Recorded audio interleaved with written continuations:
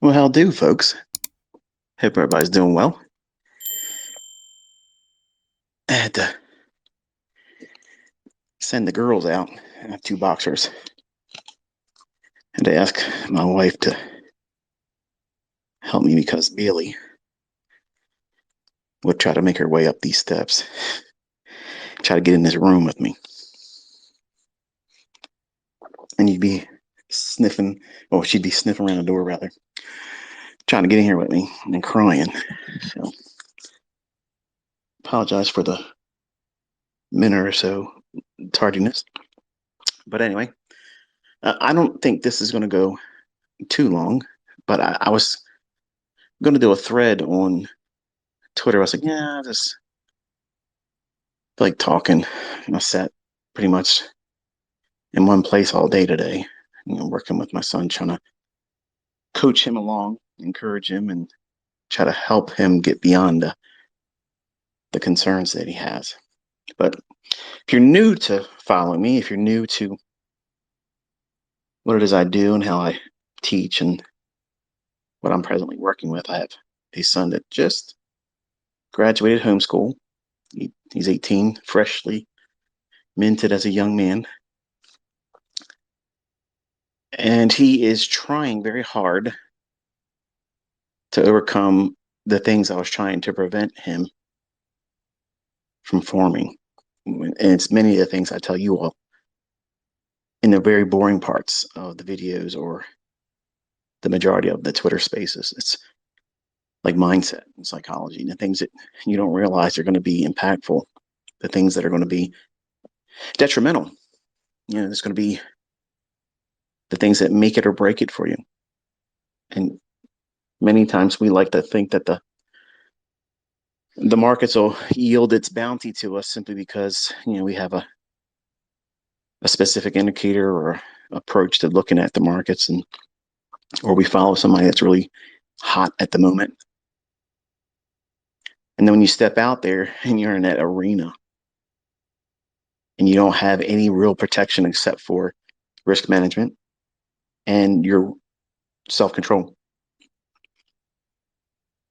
My son tried very hard to do what he thought was very equivalent to a video game. Try to get in there, try to do, uh, if my count is correct, based on what he was using, he tried 7 times to pass a top step combine. And he wasn't trying to adhere to any of the things I outlined for him, which is very frustrating. But yeah, I guess you're gonna do these things, especially as young men. You're gonna rush into it, and he wants to be able to show me that I can do it, Dad. Watch, I'll do it my way, and his way didn't work. So we sat down over the weekend, and I told him, I said, listen, you know, are you ready to really sit down and do this the right way? It's going to be boring, and you want it to be boring. His number one concern is he's afraid now to push the button to get in. And I said, well, you're in good company because that's exactly how it was for me. I was very, very scared to get into it in the beginning. In 1992, I had no idea what the hell I was doing, but I was really inspired to learn. But the approaches to learning how to trade and how to time an entry, if you really look at all the books and manuscripts and things that were taught back then, they really just glossed over it. It was very vague. I mean, they might show you things in a book, like this is what it looks like, but that's the benefit of hindsight, and it's very difficult to try to communicate that in a static picture. And that's why it's important for you as a student to tape read and watch pricing and get a feel for what it's doing. When you feel this unction in you that it's going to move higher or it's going to move lower, and then you watch it sit still for another 20 minutes before it does the opposite what you expected. That's a learning experience. It's easy to think that you've learned something from me or someone else, or use some kind of a automated, you know, I don't know what you would call it, something that would be not discretionary.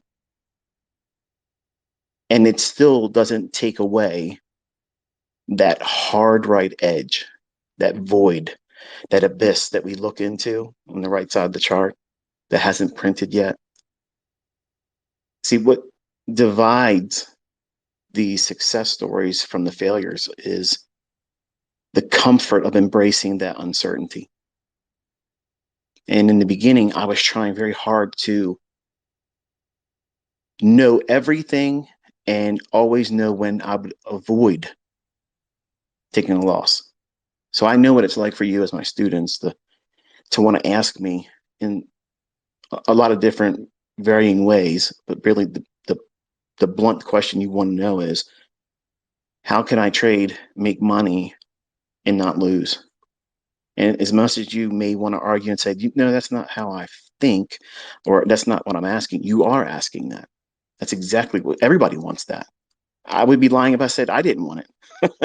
So don't lie to me, okay? Don't lie to me, because I know I would love to know how to never take a loss. I would love to know that.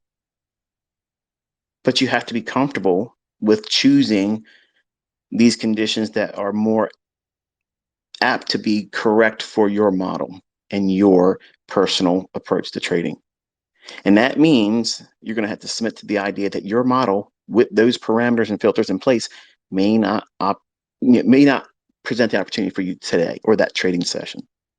And it doesn't mean it's a bad model. It doesn't mean you're a bad trader. It doesn't mean anything except for you're waiting for your model and all of the things and circumstances that go around trusting that setup with that model, with you as the driver, the operator in that system.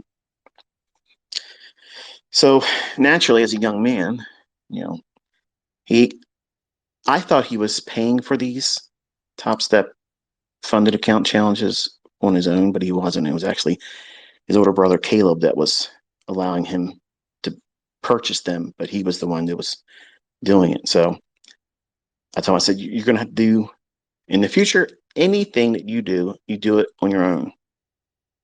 You have a job, and that money that you earn, you spend that, because then you're going to care more about it. If you don't put anything into it, you're not going to have that same level of concern about whether or not you're going to succeed or not. And I think that's the number one reason why most people that go to college and their parents pay for their college for them, they abuse it. They don't really take it, full advantage of what's been given to them, because it's a silver spoon gift. And I had friends I grew up with that were like that, and they never amounted to anything that they went to school for, and they don't live well. So I'm not saying that's the end result of that circumstance for those individuals that have that, but I'm not surprised when it ends up that way. So I make my children work because I want them to know what it's like to have a master, someone that tells them you can and can't. This is how much you'll get if you do what I tell you to do. If you don't do what I tell you to do, you will be reprimanded. You want to take evasion, it'll have to be approved first. And work with people that they don't like, and then develop these tendencies to want to impress them, even though they don't like them. It's really crucial to have that, because once you do it and you grow a disdain for it, it will be the motivating factor that keeps your ass in the charts, so that way you don't stay there. It'd be very easy for me to say, here, Cameron, here's $1 million. Here, I'm going to go out here and get you a house. You already got a car. I'm going to give you some money in an account to live off of, so that way you don't feel a rush to get in there and trade. But he's not equipped. He's not equipped to do anything with that. So I've tried to do those things early on with my older kids, and it doesn't work. It doesn't work. It's the equivalent of, here, honey, I'm daddy. I'm going to pay for your college. Impress daddy. No, they're going to be kids. They're going to be reckless, and they're going to do things half-assed, and they're not going to care because they know daddy's going to take care of them. So the only way I could kind of like cancel that whole mindset And I'm probably not going to be successful on all of my kids with this. Okay. But that at least is what I'm trying to do. Because I don't have a book or someone that's come before me and did it this way and it worked for them or didn't work for them. It was a brainchild that I came up with, and this is what it is. But making them work is not a bad thing. It's something good. All of us had to do it. I had to do it. I had to work. I had multiple jobs. Some of you might have multiple jobs right now too, and you're trying to learn how to do this, and it's hard. It's really, really hard. It's hard to stay motivated because you're in debt and you're trying to keep up with the bills that you're accumulating, and everything's more expensive. See, he's protected in a way that maybe you as an adult with maybe siblings, or not siblings, but children that you have to take care of. Maybe you have a one income family and you're supporting all that stuff. And they expect you when you come home from work to give them your undivided attention. But here you are listening to me and watching videos by me, and you're trying to look at charts and stuff. And they're looking at you like, why are you doing this? I get it. I had to do the whole thing too. But it's hard to keep the real life from pressing in and overtaking your pursuits.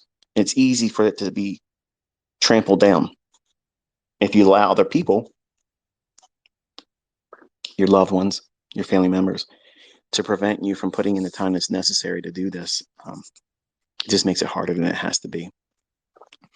So I don't have all the answers for all that stuff. So I want to talk to you today about how my son, Cameron, is going through this, in my mind, the proper way of doing it. I am met with these teenage antics still.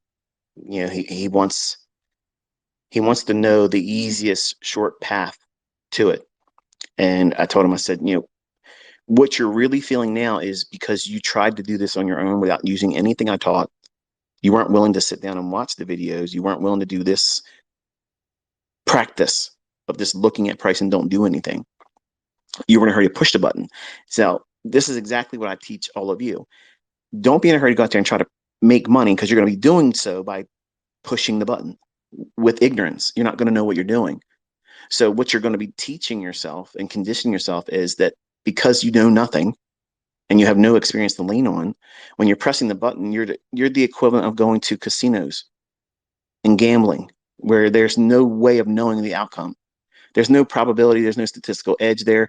It's pure gambling. And you're hoping for some kind of a lottery win to inspire you to do it the right way, when that wouldn't happen anyway. Because if you were to make money doing something on a whim, you're going to think that you're just lucky. So why bother going through all those videos and going through the process of back testing and journaling? Who needs all that stuff? All I got to do is get lucky once in a while. Over leverage and don't use a stop loss. And that's what he did. And he would blow it and go right in there and reset it again, reset it again, reset it again, 7 times. And then finally, he got to the point where he just didn't want to do it anymore. And quietness, walking around the house, not trying to say anything to me. And I told my wife, I said, I'm not going to bring it up, but I want to see how long he'll go without saying anything about it. And it wasn't until his girlfriend mentioned it. And I was like, okay, the ice is broken now. What are we going to do with this? Because clearly, where you're working, that isn't going to cut it. I don't think it's appropriate for you to have that type of mindset where what you're doing is it's normal for a teenager. While you're in school, he was homeschooled. You go to a coffee shop and you're working there. You're making $400 a week. Wonderful, $400 a week for a 17-year-old. It's spending money. I make him pay the car insurance for his car, and he buys his own gas. If he goes out and entertains his girlfriend, he must do that out of his own pocket. Everything else, I clothe him. I make sure everything that he needs as a member of our family, he has it at his disposal. But I make him work for the things that he has to spend for. So I'm not going to put money in his pocket to be a sugar daddy to his girlfriend. So all these things are meant to inspire him to be independent. That necessity for him he has to make it on his own. Well, he sat down with me today and we were looking at the markets. And I explained to him, I said, we're on the heels of the holiday, so the expectation is going to be rather light. Don't expect a whole lot of things to make a lot of sense. And he's like, well, I don't know really what I'm looking for anyway. And I said, well, we're watching price, and I want you to tell me when you think it's going to go higher or where you think it's going to go lower. And I want you to push the button right in front of me. I don't want you to second guess it. I want you to, in your mind, know what it is that you think you expect. Not that you believe it's going to happen and you're not going to be right or wrong. It's what you feel, the impulsiveness inside you. What is telling you it's going to go higher or what's going to go lower? As soon as you push the button and you put a stop loss in there, I want to know where you think it's going and explain to me why you just did that. And we did this morning all throughout the lunch hour and into the afternoon.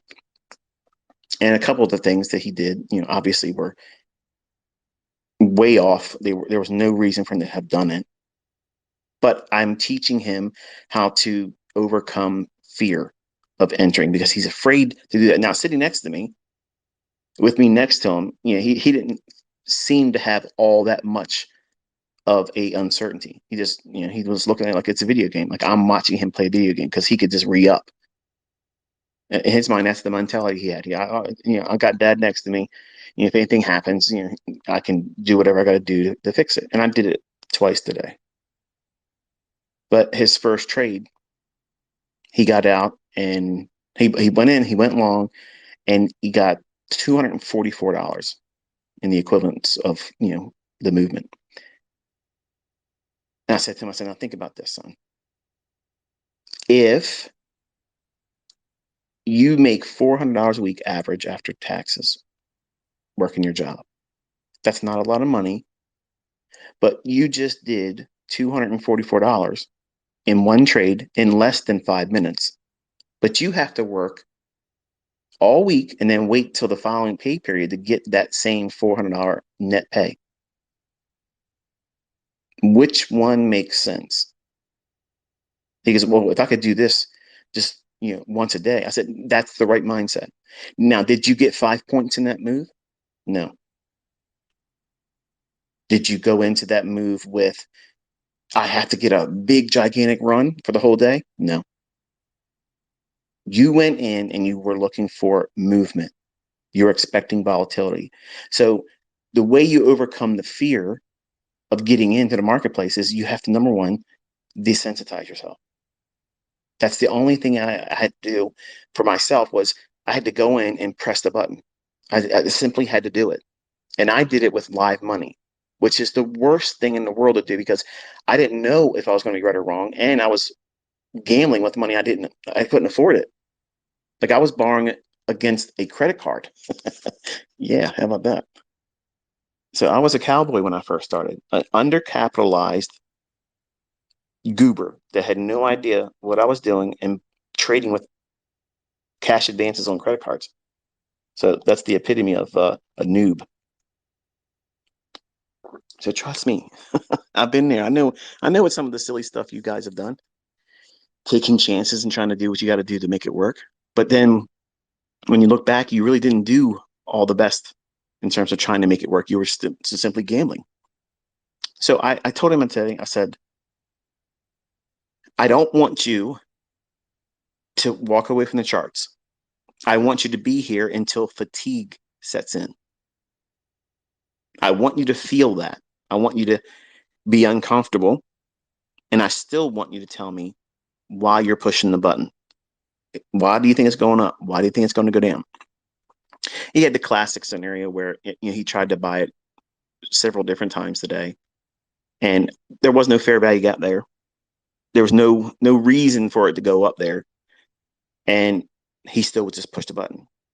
And then we got into the lunch hour, and I could tell he was just mentally fatigued by it. He's like, I don't know what to expect, so I'm just going to push the button and see what happens. I said, that's what I've been waiting for. That moment right there, that's what blew every single combine that you tried to do. That moment, I want you to know what that feels like, because what you're trying to do right before you do that execution, that's your root problem. That's the thing that's going to keep popping up in your head, that's going to cause you to do that same impulsive tendency to push a button to find out. I want to do it right. And then you say, good job. Okay. That's normal. Every kid wants to have that moment with their dad. But really, what are you trying to do? Because I want to be right, because I did a terrible job of trying to do it before.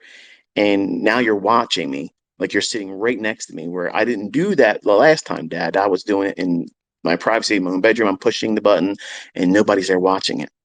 So it didn't feel embarrassing. I was mad. Okay. That's normal. That's absolutely normal. But you have to understand that these things that you're feeling are going to be very influential in terms of what you do going forward. Because let's say we get you to the point where you can trade and Dad doesn't need to be next to you. What are you going to do to unravel yourself? It's going to be these things. So you have to view them as, well, snares. They're traps. Okay. And there's no shame in identifying what they are and what they're triggering, bases or foundations are rooted on. That's the thing that you need to be aware of. Everybody has them. Everyone has them. Some of you listening right now, it might be the fact that you don't have a partner or a spouse that's supportive of what you're doing, and you simply just want to make money to prove it and shove it down their throat and say, see, this is the reason why I got to look at all these charts. I got to listen to this goober go on and on and listen to his rants, because this shit will work if I just submit to it. That's why you're doing it. You're trying to prove to them in an expedient manner that it's worth your time doing it, when they don't think it's worth their time waiting around for you to figure out whether or not you can do it or not, when they've already had it in their mind that you ain't going to be successful at it. So I understand how to balance all that stuff is very difficult. But he, as my son, he's got youth on his side. He has time on his side. But because of video game playing and the tendency to play these games, and when you get killed in the game, oh well, there's no time and no real loss. Let me just respawn and there it is. Or I got to wait the time limit for the game to conclude, and a new game will start up. So that's the mindset that he has, and that to me is why I think viewing trading as a video game is the stupidest fucking idea anybody could ever employ, because it tricks you into thinking, well, all I gotta do is respawn. You can do that when you're doing market replay. You can do that when you're demo trading. But when you're trying to do something like a combine, if it's a funded account approach that you're going, or if you're trying to trade with real money, whether it be a lot of money or a little bit of money, those rules don't apply. You have to treat this like a business. When you go to work, okay, when you go to work, do they let the employees that you work among do whatever the hell they want to do? Now, maybe at McDonald's, they might do that shit, but they ain't doing it generally in a Fortune 500 company. And there's some structure there. There's some limits and boundaries as how far you can misbehave or waste time or be inefficient. And you are the boss. You're the CEO. You are the human resource manager. You're in charge of everything of you incorporated. So you have to have all of these hats as a trader.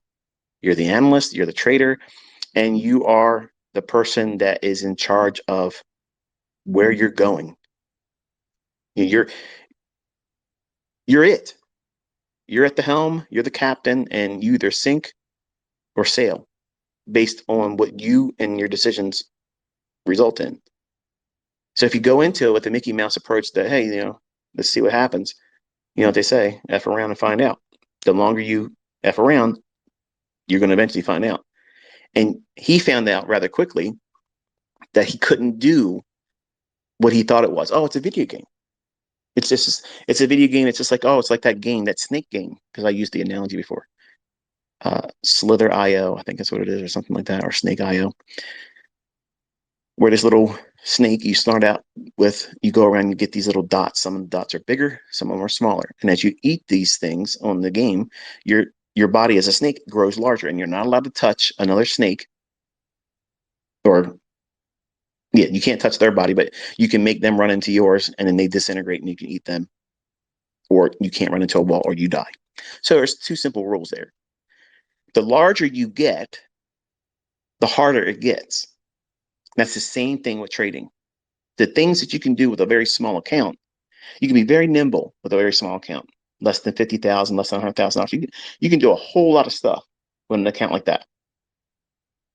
When you start trading with $50 million and higher, you just can't do those types of things. You have to be a lot more reserved in what you're trying to do, and you got to be more aware of what you're trying to protect. In the beginning, it's a little bit of money. It's, oh, well, 2% ain't that much. It's not that much. So I sat down with him today. I said, listen, one of the best things you can do is appreciate the fact that your first trade, whether you were right or wrong about the reason why you get it, I don't care about that. The fact that you saw and you identified that $244 is more than half of your net bring home pay per week at your job. So I want you to think about that when you go to work and you're looking around at the people that irritate you, the people that aren't doing as much as you are. You choose to be there because you haven't done the work. And I reminded him all the times when he was younger. I said, those videos are there. You watch them. And when you have questions, I will sit down with you. Nope. Video games was the only thing he was interested in sports. So I waited around. When he became of age where he can work, I made him get a job. He's had a job since he was legally allowed to do so. And now, because he has a girlfriend, because she's going away to college, she won't be here after August. So he'll have to wait for her to come home. She wants to be a veterinarian. And here he is working the typical teenager job, and he feels even more pressure on what he did not do correctly. So he has all those things swirling in his head. What happens when she comes home and he hasn't made any progress? I said, that's good that you think that, but don't let these things be crippling or a source of anxiety, because that in itself will cause you to do things impulsively. If you don't spend the right amount of time while she's going away to pursue her professional career, whether or not she makes it or not is irrelevant. She may get out there and decide that it ain't the right profession for her. Or she may get out there and say, the hell with this, I ain't doing it. I'll just work a regular job. That's her decision. But you can't allow those things, just like you listening can't allow the pressures and stresses of your job. Or maybe you got fired. Maybe you've been made redundant and you don't have a job right now and you're between gainful employment. And that's stressful. In that event, you shouldn't be trying to trade. Just practice, because you're not going to do the right things in that state of mind, because you're going to try to do anything you can to make yourself feel better about the situation you're in, and just feel like, oh, why am I worried about all this? I can make $1,000 in one day trading, over leveraging without a stop loss, and just get lucky gambling. You won't say it that way, but that will be the reality of it if you're right, if you're correct about trading in those conditions. So when I sat down with him today and told him, I said, listen, we're going to think about how a $50,000 account. I know you said you were going for that $150,000 account. Okay. And you were trying to prove to dad you were going to go on the internet and piss all over my trolls and like you have to defend me, which you don't. I want you to think about a $50,000 account. And I want you to think about 1.5% risk of that. That's the highest you can ever go. You can never go above 1.5%. Now, if you go out and look at these funded accounts, they allow you more than that. Not by much. I think it's like 2%, but I told him you are not allowed to go over 1.5%. Because if you go over 1.5%, you failed. In my eyes, I'm your dad. I'm telling you, you fucking failed. Not just I messed up. You fucking failed. You took that on. You did it yourself. You chose to fail. It didn't happen to you. You chose it. The reason why he was blowing it, trying to do the 150,000, because he was trying to trade with the maximum amount of contracts. Just because they're offering it to you doesn't mean you should do it. So I sat with him today and I said, look, I want you to think about what 1% looks like on a $50,000 account. That's still more than you make all week long. What happens if you sit down and you make that in one day? How would that make you feel? Just one day? Yeah, one day. That's what I said. One day. What does that make you feel like? He's, oh, I would want more than that. I said, why? You're not making that right now. You work all week long around these insufferable people that come to the location where he works at. And where I live at, there's this snootiness, okay? That everybody thinks they're better than everybody up here. Okay. And it's, believe me, it's ridiculous. Like it's nonsensical the way they all act up here. And if you go into a place of service and a person's waiting on you, if you're going in there too and you're patronizing a place like, where my son works at, he works at a coffee shop. It's a Starbucks. And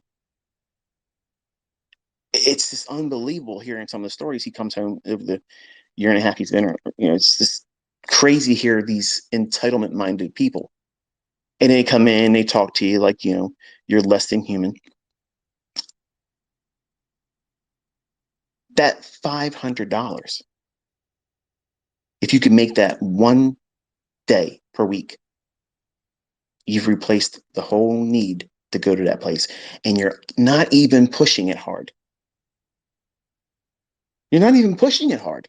You're not pushing hard to break the account. You're not pushing hard to feel like you got to keep up with some level of measurement. Somebody on the internet's doing this much, I got to do that. You don't have to look at my videos where I'm trading all those contracts and building up a large position. You ain't got to do $12,000. You ain't got to do 16 and 20,000, $30,000 days. You don't need to do those. You can get to those, but you have to grow into making $200 and saying, okay, $200. That's your whole week in half right there with one transaction. That's how I got hooked on this. In the 90s, I got hooked on that because my pay was less than $300 a week. Bring home.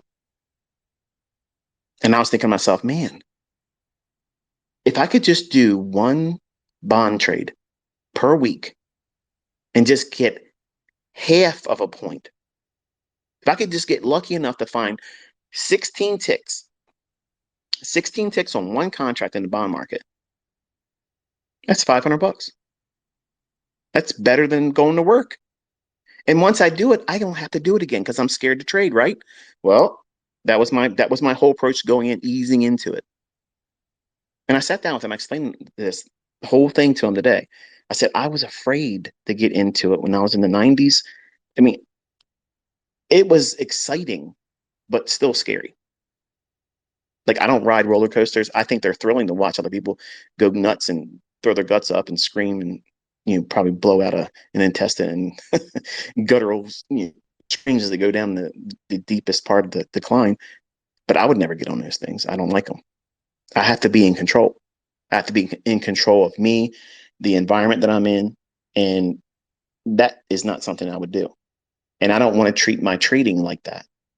So I have to be very methodical about what it is I'm looking for. And the way I teach you as my students, I teach that same approach. We're not gambling. We're not inviting happenstance. Okay. So I told him, I said, you're going to trade until you get fatigued. And then as soon as you are like, you just don't know why you're doing it, you just push the button to find out, okay, what happens.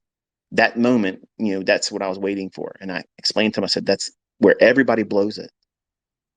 Everybody blows it. At that moment, it's because you have either hurt your account, someone has hurt your feelings or made you angry, or you're sick, or something cost you money that was unexpected. You are using that moment to replace some kind of negative thing that you're going through. Or maybe not even experiencing it yet, but you're afraid of it. You're afraid if something happens, it's looming in the offing. You know, what happens if my girlfriend? What happens if my wife? What happens if my husband leaves me? Well, I won't feel so bad if I can make $1,000 today. When really you'll still hurt because you have emotional commitment to that. Whatever that thing might be. It might not even be a relationship. It might be some kind of a I don't even know. It could be a number of things. But a what if thinking scenario of something negative, something harmful that may happen to you could be a very triggering thing for you to get into a trade that has no real sound reason to be in it. And you're looking at it with the expectation, if it pays out, this is a better use of my time than sitting around worrying about something that may or may not even happen. And I have done that. And I have blown accounts in a 20-year-old mindset. I was fearful of a lot of things that never fucking happened. I had so many unrealistic fears. What if this happens? What if that happens? What if this happens? And none of it ever happened. It never happened. But they were so overwhelming to me at the time that it forced me to take on trades and take on risk, hoping that if I got paid out correctly on the other side of that trade, at least it was better than me sitting there twiddling my thumbs in fear of what may not or may come. The uncertainty of what if thinking is paralyzing. But when it's not paralyzing, it's the instigation to take you into a gambling environment. Think about it. I promise you, if you do some serious soul searching, you could go back to those times where you blew your accounts, where you've done serious damage and drawdown in your accounts. You've probably many times been in that same circumstance and not even realized it. And the only way I identified it is because I was journaling it. And these same circumstances kept coming up when I blew the account. These things were there. So they may, at the time, they don't feel like they're all that impactful. They're not the real problem. When they are, you're just trying to push them to the side. You're letting them be the guy, you know, when you're out there with your friends and stuff, like, hey, yeah, yeah. And someone looks at you funny. And your drunk friend says, hey, yo, this guy's giving you the eye, man. You gonna let him do that? It's nothing. It's no big deal. And you look over at him, he's just, you know, whatever. And then your buddy says, hey, keep that shit up. My boy's gonna beat your ass. Well, what did this happen? You weren't trying to do nothing. You're just out there having a good time, but your drunk buddy, Carl, fucking opened his mouth up. Now you're in a fight. You got to defend yourself when there was really nothing there. There was no real static there. That's what these types of thoughts will do for you. They'll put you in circumstances that you really aren't comfortable in. But because idle hands, you push the button. Because sitting still and not doing something when you're not disciplined, when you don't have self-control, which is something that you have to wrestle and form and forge over time. Nobody walks out in this industry and has self-confidence, self-control, and responsibility in the beginning. Those characteristics and those traits are developed over time. Losing money, making money, losing money, making money, learning what you're doing wrong, trimming all that stuff that is problematic. This is not a hard business to be profitable in, but it's a hard business to be organized and disciplined in. Because there's so many things that could take you right out of consistently profitable and wreck you right away. Because it's you as a person, you're a human being. You have emotions, you have psychological weights placed on you because of relationships inside this industry and outside this industry. And the more people you allow in your circle of influence, be it social media, your family members, your coworkers, the more you allow that in, the more likely you're going to be placed in pressured circumstances to perform when there's no need to. There's no need to. But when you step out there in social media and you have other people telling you what you should and shouldn't do, and you give these people that have no real control over your life, if you do it wrong, they're not going to pay you to make your ends meet because they wanted you to do something like it's a UFC fight or it's a sporting event. Perform for me. Fuck you. Go watch somebody else do that shit. You don't need to do those things for those people. You're running a business. Does a CEO of Netflix go out and go on social media? Hey, what should I do today? They're not doing that. Believe me, trust me. Look at what they've done. They don't do that. Okay, they make their own policies, and right or wrong, they're going with it. But they're not letting even their customer base tell them how they should do things when they should. You as a trader, you incorporated, you have to be in control of everything at all times. And you can't let these opportunities that will cause you to do reckless things, to invite you to do the most ill-advised things while risking money. That's like you would never jump out of a perfectly working airplane, but hey, the girl that you love says she wants to do it and she wants to have a moment in life with you. Now you're contemplating it. You're scared shitless, but you're still contemplating it now. Man, if I don't do it, what is she going to think of me? When it should have been, honey, that is extremely brave of you. And I hope you respect the fact that I don't have wings and I don't want to be up there challenging the outcome of me opening that parachute and then opening and carrying me down safely to the ground.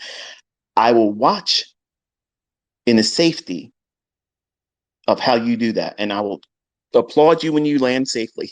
Okay. But I'm not doing that. And you shouldn't fear their response. They shouldn't push you into that.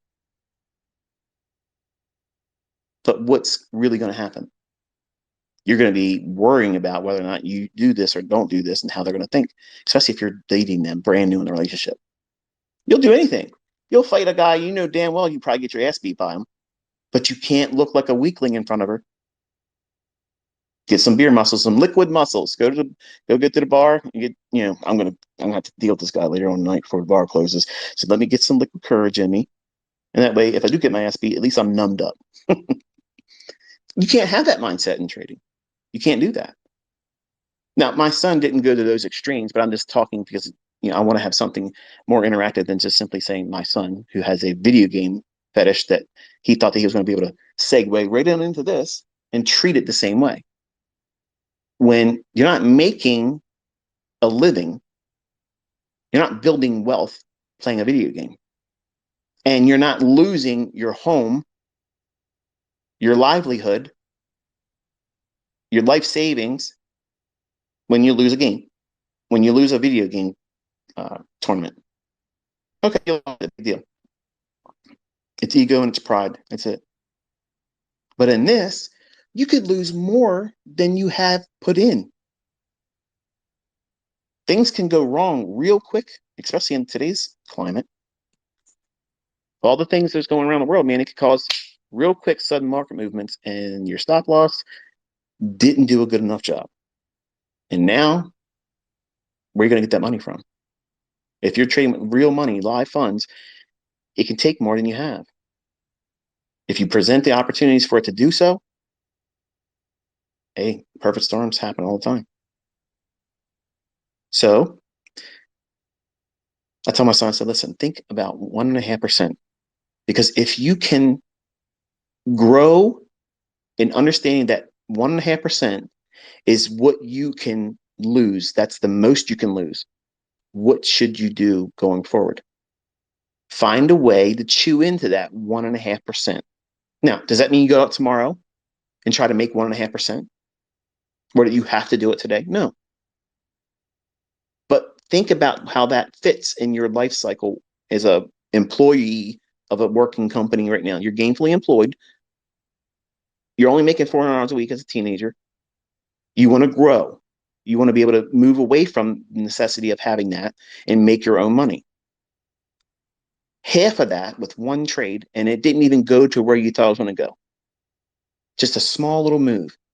Do you see how that's rewarding? And he's like, I never really thought about it like that because I just thought it was not enough. I was expecting you to say, okay, I want you to make this much. I said, no, did I tell you that today? No. But in your mind, you were thinking, Dad's going to need me to see this much in a return and this, that, and all those things were in your mind while you were doing each one of those executions, they weren't they? He said, yep. And that's exactly what everybody does. That's what makes it hard. That's what happens with these guys on YouTube. Some of them are honest and say, this is not easy. I got to get out here and I got to worry about this and worry about that. Right. You're making it harder. I love watching them. It's like, a gladiator. You're getting out there and you're doing something ass backwards. There's no war, but you're going to go out there and take on a fight. You want to be able to show the world that you can be a gladiator with everybody else having the benefit of being a heckler, talk shit to you, and that's in your head. And anybody that says it's not in their head is full of shit. So that to me, you're inviting more difficulty. I promise you, every one of these YouTubers out there that are live streaming that can be profitable, they would be so much better if they weren't live streaming. And I'm not saying they shouldn't do what they're doing. I'm saying that there's a way that we as individuals, as humans, we compound the difficulty. I know I did. When I was a younger man, I tried to do a whole lot more than was necessary. But my son was successful today in identifying that $244 when he makes $400 after taxes for a whole week of income, working in a place that he doesn't want to be at, around people that are conceited, self-centered, entitlement-minded. They look at him. They don't know that he's my son. They don't know how we live and what we have in our bank accounts and how we can live and do whatever the fuck we want to do. They don't know that about him. They see him as just some teenager, the equivalent of somebody that would be in a McDonald's, and give me my shit. So he's felt that now. He's felt it. He knows what it feels like, and he doesn't like it. And that's exactly what I wanted him to feel. Because now he doesn't have a college mindset, not that he ever had. He doesn't have a working man's career mindset. There's nothing wrong with that. But I didn't want my children having that. Because when you have that, you are owned. You are absolutely owned. You are not independent. You have to be given permission, and you're scheduled. Show up here, perform this job, better do it to my expectations, or I'm getting rid of you. That's not what I want for my kids, and that's not what you should want for yourself or your children. But the only way for them to appreciate the necessity that needs to be really enforced with work ethic and studying is let them taste that shit. They have to taste it. Saying you don't want to have a job for for the rest of your life. You don't want that. You don't want to do that. Trust me. You don't want that, son. It's just going in one ear out the other because they have no real experience doing it.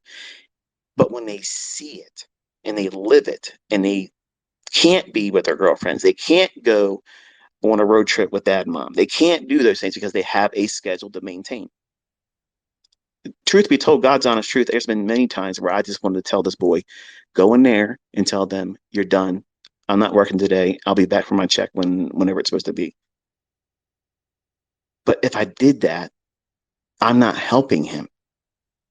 I'm not helping him prepare himself to be able to deal with stress, conflict resolution, work past something, and also defer what he wants to have and what he can have and much more than what he's aware of now, to defer that because he has to learn a skill set.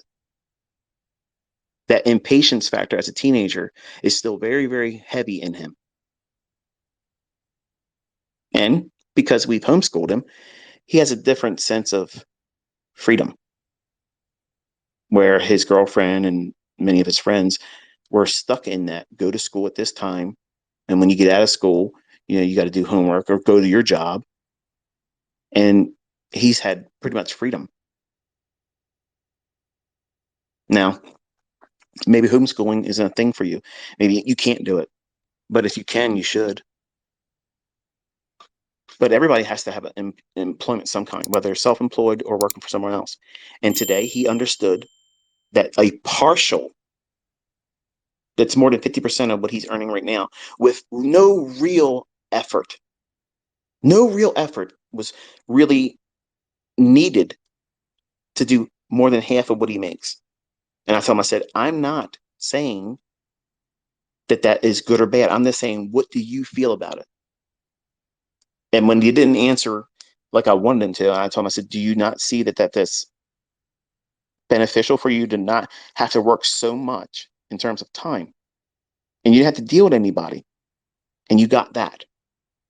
What happens if you just did 2 of those per week? And it didn't go to your full target. You didn't take the full position off, but you had something like that happen 2 times. Is that not better than your full week income? Yes. So why is that not something to start with? Because I was listening to you and I thought, no, no, no, no. Why is it not enough? Because I want to make a lot of money. Right. Everybody does. Everybody listening to me right now wants to make a lot of money. Some of you have made a lot of money and you want to learn how to make a lot more.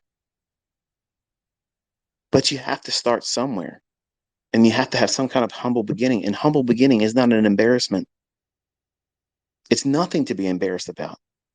And this is the reason why I tell you, stop inviting social media fuckwads into your career. You're at the early stages. Why would you invite someone to tell you what you should or should not do when they brought nothing to the table as a alternative with proof that what they're telling you to do is going to work? But it's human nature. Just like the water cooler in the morning when you get to work. You want to get there early, not because you love your employer. You want to get there so you can bullshit with your coworkers and listen to the shit that they're going to talk about. You want to hear them bitch about how their wife didn't let them go to the game. You want to hear them bitch about how they had to do yard work. And that way it reminds you, hey, I'm not the only guy that has to go through that stuff. Somebody else, all the guys that are living, in another household, another neighborhood, working in the same place I am, they're going through the same stuff like me. So I'm part of the herd.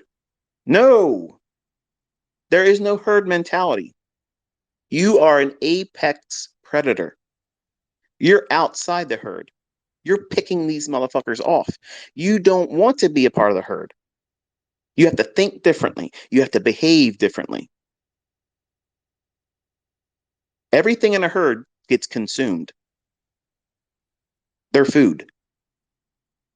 Now, if you want to walk around like a sheep, like cattle, and waiting for your time to get picked off, and you're welcome to do that. And I told my son, I said, what are you?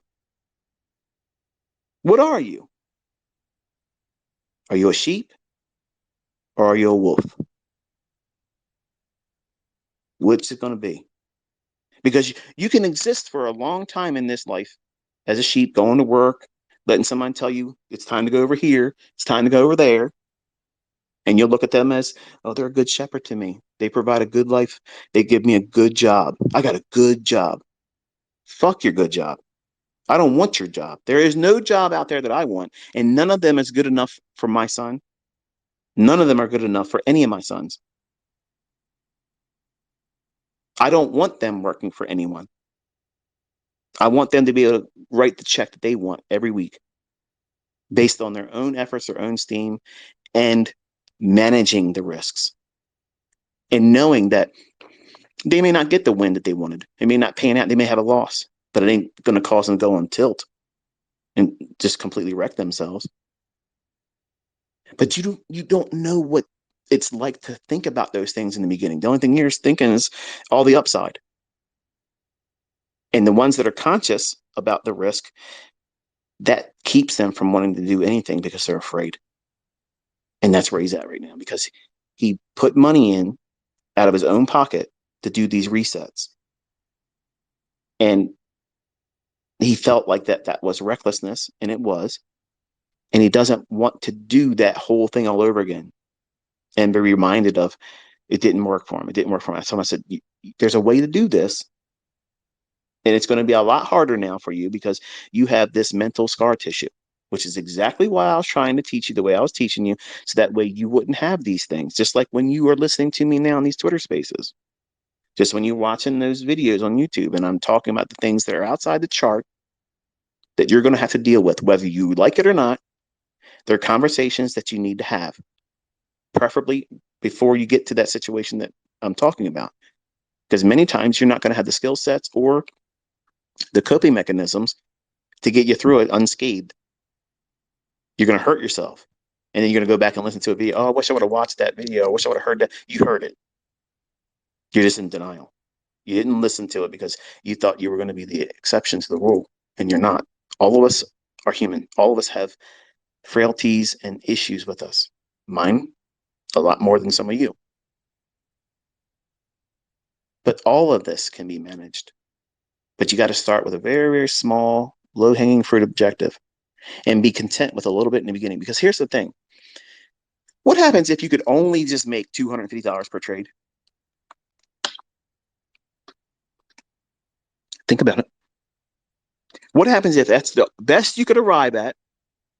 Every trade that you take, the best you could get is $250. Is that a failure? Now, some of you, especially the young men, be like, oh, pfft, come on, man, I ain't doing trading if it's just that much.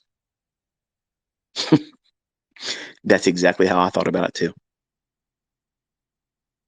In 1992, that Christmas, I'm sitting there thinking, man, I gotta at least make $500 per trade, and I would not accept anything less. If it was a 400-hour win or I got stopped out and it was $375, I looked at that as a loss. In my mind, I treated that as a losing trade. And I was programming myself to expect and demand my full pull. And anything less was a failure. Now, who was I to do that? A dumb shit. Somebody that had no idea what he was doing. And I was brainwashing myself into thinking that profitability at any measure was counterproductive, wasteful, insignificant. And that's what you're doing probably with a lot of things in trading. It wasn't until I started understanding high frequency trading algorithms that their whole function was to go in and take very small bites of the market frequently all day long. Now, when the developers of an algorithm sit down and they contemplate how they want to go in and engage market, they're not in there saying the trade has to be $500. They're not doing that. They are looking for small little snippets in price delivery that they know absolutely they can get dozens, not one time a day, dozens per time. I'm sorry, dozens per day. Think about that. Now think about what you're trying to do. Think about what you go into my content trying to squeeze out and say, this is what I have to do. That's not my problem. That's your problem. You're trying to present a feat, some outcome that may not be applicable for you in your understanding or your present ability.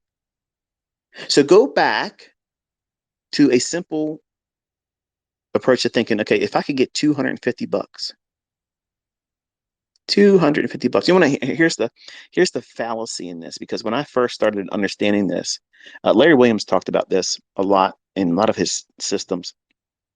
At the time in the 90s, he was wanting a trade or a model or system, if you will, to be able to pay at least $350 per trade. Wait a minute. Did you just say Mr. Larry Williams, Mr. 10,000 to $1.2 million in the Robbins Cup in 1987? That guy said he wants to make at least $350 per trade, or he's not really interested. That means he's not even getting a full handle in the S&P back then, because it was $500 per handle. But because I was listening to that stuff, and it was a lot of number crunching, and it was very simplistic rules that made no sense to me, and many of them I still don't have any affinity for. But he had an approach that he wanted to take on, and it had to have this much in terms of back testing, saying it results and yields this much in terms of profit per trade. If you can find a setup that yields $250, that $250 can be scaled to whatever the fuck you want it to be. What's $250? That's 5 handles. What happens if you get 5 handles over the course of a week and that's all you got? Is that a bad week? Now, some of you jokers out there, this guy's talking about making $250 a week. Right. But you're the same person that's blowing your shitty ass account live on live stream. And we all watched you do it. $250 more than you had at the beginning of the week is still $250. If you were broke and had someone hand you $250, you'd be appreciative, right? If you just did that in the beginning, I'm not saying your whole career is this, but in the beginning, if you started with that mindset and all you were able to scrape out over the course of the entire week because you did not push real hard, because you know that you're not ready to do that. You might want to win a lot every day. You want to be able to trade every single day. But that's not realistic because you don't have the skill set to do that. And I'm reminding my son that he doesn't have to do this every day. He needs to tape read. He needs to execute in front of me because he needs to be conditioned and desensitized from the fear he has placed on himself because of unrealistic expectations being acted upon. He tried to do it his own way. Well, everybody in retail does that. Everybody does it. They read a book. They think they are going to go in and apply that stuff. It's like they do it with my videos too. Oh, I watched this video on order blocks. I watched this video on optimal trade entry. Oh, I watched the Silver Bull. I'm going out there and trading Silver Bull, and then read their tweets to me. Why is this failing again? Well, first of all, you're doing it wrong. Everybody wants to be in a hurry to go out there and do something to make money when you have to figure out what it is that you're going to do to mess yourself up. And that's why 1 year minimum is ideal. That's not what you want to hear, I know. But that's exactly what you need to hear. You can't figure this stuff out on a unique personal level, fast tracking it, trying to do it real quick. You cannot, it's impossible. Nobody's going to do this for you. Nobody. Nobody's going to shorten it for you. Nobody's going to make it easier for you because you are bringing the same bullshit that everybody else has brought into it. It's mental baggage. And social media brings more of that. Trying to stand out, trying to make I got to defend my mentor. I got to make myself look profitable. I got to be able to keep up with the people that are renting cars. All this stuff, it's all bullshit. And if I did not stomp on the throat of Cameron to tell him that that's not the right way of doing it now, that's the direction he would go. Because you know what started all this stuff is he wants to go out there and troll the trolls. And I told him, I said, you're already doing it wrong.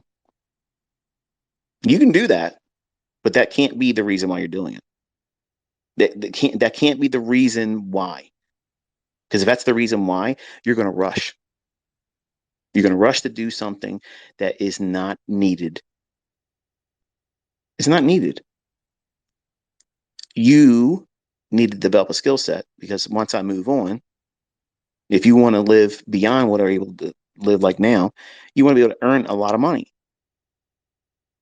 This skill set can do that for you. But you have to grow over time.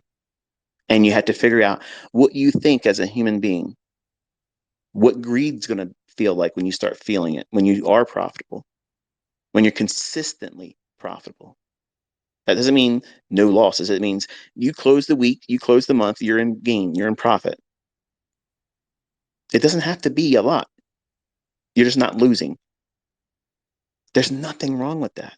And I told him that I said, I want you to see what it feels like to be at break even majority of the day. So when he wasn't getting it correct, I'd say, okay, buy here. And as soon as it gets above that level right there, I want you to close it. Do not use a limit order.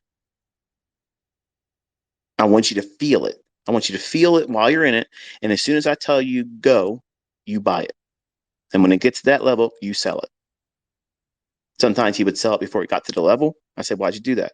Because I was afraid. Why did you not listen to me? You're not listening. 30 years of experience against yours. If you're not going to listen, you're not going to learn. And other times, he'd hold past the level and it would pull back on him a little bit. I said, okay, see what you did there? You had the right amount of gain, but you held on too long. Why'd you do that? Because I thought I was going to keep going. I didn't tell you to do that. And he would get frustrated and start getting antsy. I said, why? What are you feeling right now? I'm done. I'm done, Dad. I'm done. I said, no, you're not. This is exactly where you need to be at. This is where you will do what you did by failing at this multiple combines. That frustration, that feeling of, I need to do something to replace this feeling. That's where it all comes from. Everybody that ever blows an account is in that state of mind. And if they don't start there when they're in the trade that they know damn well has gone tits up and ain't going to pay out, they know they should get out and they don't. And then they're in that moment. They're in that mindset then. But they can't bring themselves to get out of the trade and close it. And I put him in those today. Lots of executions, lots of them. And we hung around break even. And I told him, I said, what's it feel like? He goes, well, we were up a lot. We were down a lot. And I said, what's a lot? A couple $100 here, a couple $100 there. I said, see, you're saying a lot because that's in relationship to what you earn on a weekly payroll. But the most you lost and was down was like $500. And you only went down there one time. But every time you went up, you'd come back down a little bit.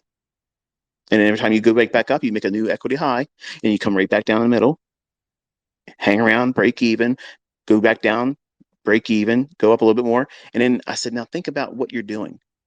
All these transactions, do you want your trading to be this many trades? Because there's a lot of people out on social media that will show you at the end of the day, this is what I made. Look what I was able to profit today. But they don't show you the 50 transactions they took. There's nothing wrong with working your ass off to get out of something. You know, if you're really gung ho about trying to make a profit on a day, sometimes you're going to get into a market environment where you have to work a lot to get it to come out. Or if you go into draw and you do it wrong, you're human, you do it incorrectly, and you go into a losing trade, and then you try to get it back, and it's another losing trade. You have to stop or know that you can come out of it. And that's why I told them 1.5% is your maximum, because that 1.5%, you should now know you've made $544 today. Think about that now. If you can make that, that means you can risk that. You got to be able to go out there and find, like, algorithm and high frequency trading developers. They go out there and they look for a trade. It may be $100, may not be $250. But what they're doing is they're looking for something that they specialize in, that algorithm will go in and monetize a fluctuation based on this repeating phenomenon that happens all day long. And that same little tiny little piece, one little bite of price action throughout the day, done hundreds of times, thousands of transactions a day. They're pulling out money that you can't even fathom,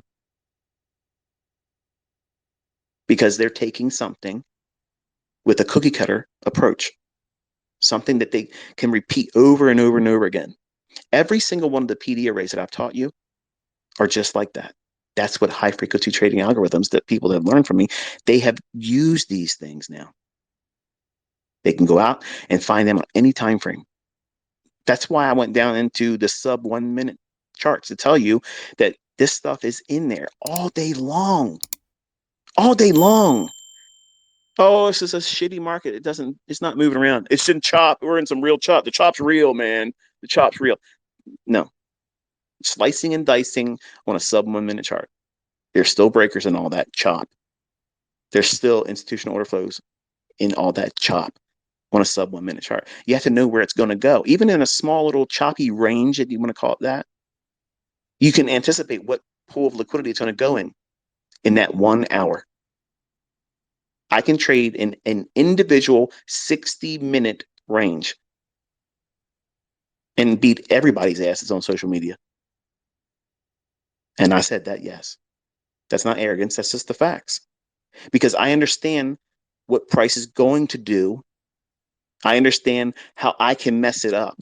And I can wait for those perfect instances where everything makes perfect sense to engage right then and there.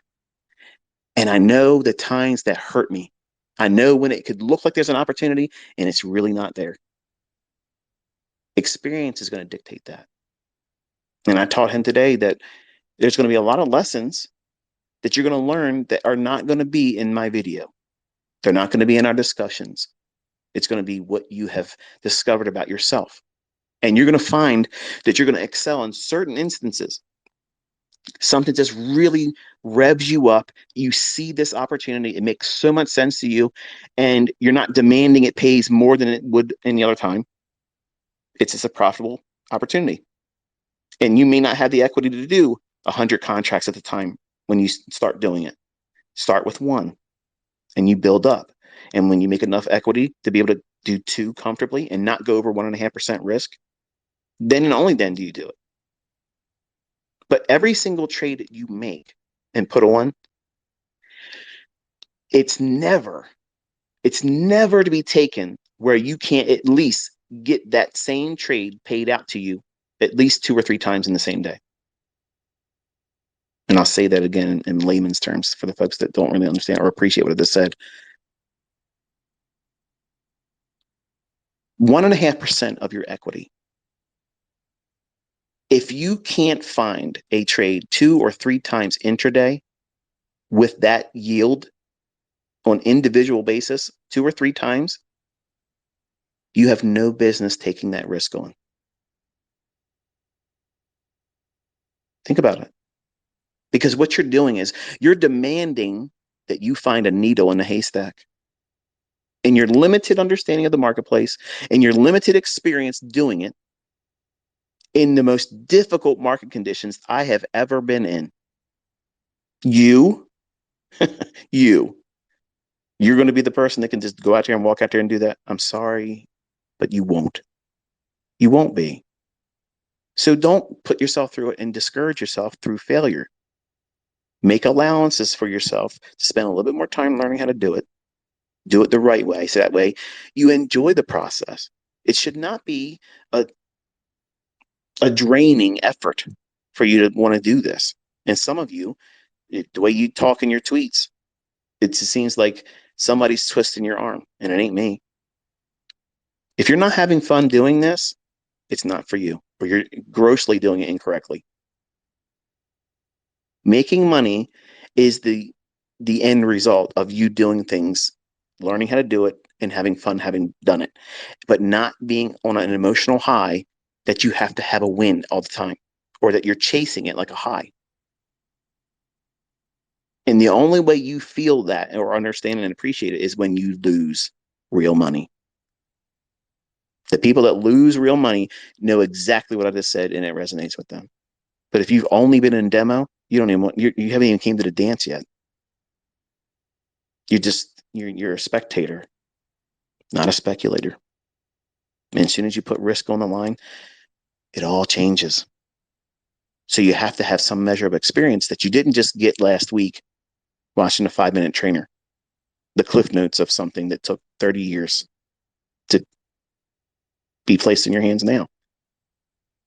There's a lot of things that you're going to learn about yourself, and you're going to laugh when you look back at how you thought you were ready to trade when you were not. You were not. I know I wasn't. There's no shame in admitting it. There's no shame in it. But right now, you would never do that because it sounds like you're not smart enough. That would be like admitting weakness. And that's exactly what my son's struggling with right now. See, he's at the peak of his testosterone. He's he's at the height of his strength, his muscularity. He's in his mind at his present age, he's at the peak. And young men, you know what it was like when you were a teenager. You thought you could jump over buildings and nobody could kick your ass. You were the best looking person in the world. Everyone wants to be with you. Unrealistic viewpoints of yourself. And see, he did damage to himself. He did damage. And he bragged to his friends. He bragged to his girlfriend that he was going to do this and he was going to do that. And he couldn't do it. Now he has that.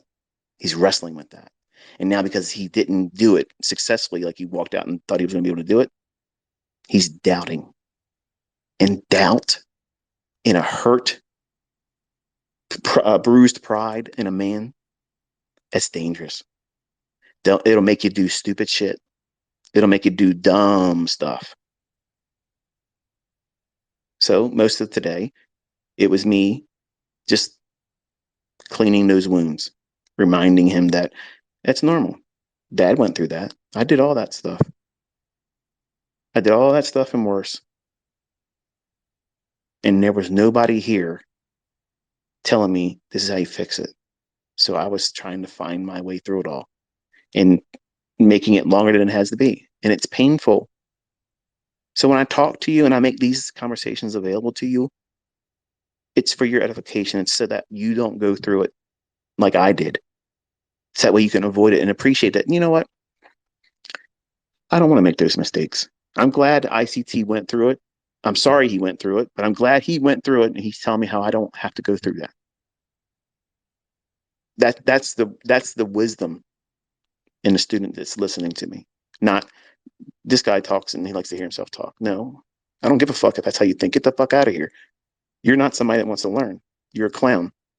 You will be broke. You will be working the rest of your fucking life. You will not be able to be profitable as a trader. So just get the fucking stepping. The people that really want to be here and make themselves a profitable student that trades and earns their own money, they want to know how they're possibly going to mess it up. And I'm not going to talk to you always in a refined manner. I'm live. I don't have a filter right now. So I'm going to feel the impulses and the emotional charge that I remember going through. It's all real stuff for me. I went through this stuff and it was painful. And it's painful to remember what it was like for me. And I know that some of you are going through it right now. And it's normal. And you can get through it. You can grow out of it. Use it like rocket fuel. It'll be the deterrent to never doing those same things again because you know what it's done to you. You don't want to relive that. You have now a reason to appreciate the rattlesnake that those circumstances provide. You know, walking into that situation again, it's like a rattlesnake's tail just shaking. You don't need to go back in there again. You know what it's like. So avoid it. Don't try to push and make money in those situations. Just relax. Take the day off. Take the session off. Don't do it. But ICT, I'm supposed to be an everyday trader. Who the hell said that? It wasn't me. So having a very, very low expectation of yourself. Yes, 5 handles is a wonderful target, realistic target. In the beginning, if you're absolutely scared to death, if you're scared to death of taking trades and you don't want to get into a trade because you're just afraid to do it, feel what it's like to desensitize yourself to go in and execute and put a limit order on one handle. Put a trade on. If it runs up one handle, it will close the trade out, and that's one handle. It's $50. It's not a lot of money. And if you do this over and over and over again with a demo account, you will get over the fear of entering. Then you add one more handle to it. Put on an entry, reach for 2. And you'll see, even with static price action, if you know where the market's likely to go, doesn't mean you're right. This means that this is the next draw on liquidity. This is where the obvious equal highs are. This is where they haven't been all day. Let's aim in that direction. And then put a trade on and try to go for one handle. And do that all day long. working with a 1-minute chart. It's not about how much drawdown you have. Don't worry about that, because if you're trying to measure that, you need to get into the pushing of the button and just looking for a small transaction. That's it. Over time, by gradually working into one more handle, up to 5, you'll completely desensitize yourself to the outcome. It won't matter to you because you've done it so many times, you're bored by it. You don't care. But think about what you're doing with your demo account right now. Think about what you're doing with your combine challenges. You're gambling. You're literally gambling. The whole time you're doing it, you're scared. You're anxious. You're hoping and praying you can get that certificate that says you're funded because you can't wait to go on social media and show it. But you're never going to show anything after that. Because chances are you probably will blow it when you get to the funded level. Nobody will see your payouts, certificates or confirmations, but you did something. You showed the world that you got funded. You passed the combine. I don't want any of my students thinking that's a success story. That's not. That's just, okay, you showed up to the dance, now dance. All these certificates, they're wonderful little hurdles for you to get across in the beginning. I'm not trying to minimize that. If you've never done it, wonderful. That's where you're going to go. But you have to have some kind of vision beyond that. What are you going to do once you are funded? Because chances are you're not really responsible. You're not organized. Unless you're thinking like I'm trying to suggest to you in my teachings and lectures and here tonight. You have to have some measure of controlling yourself and thinking about things correctly. Don't just go in impulsively try to execute. My son, my own DNA, flesh and blood, there was no magic because he came from the fruit of my loins. Okay, there was no mystical, magical powers transferred to him. He did like anybody else would. Do the wrong shit. Well, there's your results. Impulsively tried to do something he wasn't ready to do. And now he has the mental baggage from it that I told him, and I tell all of you how you can avoid all that. So now he has to wrestle through all of that pride, that bruised ego, and concerned about what if he doesn't really still learn how to do it. You have no idea the impact that has on a person, especially a male. We are performance oriented, from sexuality to physical appearance to workplace, sports. We are all about measuring. It's all it is. It's measuring. And ladies don't think that way. And that's why they're better traders. So if you cause the damage in your psyche early on, you will carry that the rest of your career. You might become better at coping with it, but it never goes away. It'll always be that little limp, the little crick in your back, that little bum knee sensation you get when it rains. It'll always be there. When you do certain trades, it'll jog your memory of it. And then while you're in a trade, you'll be thinking about, man, that was a dumb trade. Is this going to be like one of those again? Are you focusing on that trade? Or are you worrying about and reliving and having a flashback moment and having a PTSD episode? As soon as you lose sight of your trade, in the beginning, not 30 years later, but in the beginning, as soon as you lose focus and you start having your attention somewhere else, close the trade. You've lost the plot. Oh, this guy just said close. You need to reward yourself for being disciplined. Disciplined is not taught. You can't buy it in a course. You can't read it in a book and acquire it. You can't have a 5-minute trainer or Cliff Notes edition of anything, my stuff or anyone else's, and get discipline. It's forged through pain, struggle, and finding the outcome that is favorable that you couldn't identify or see at the time.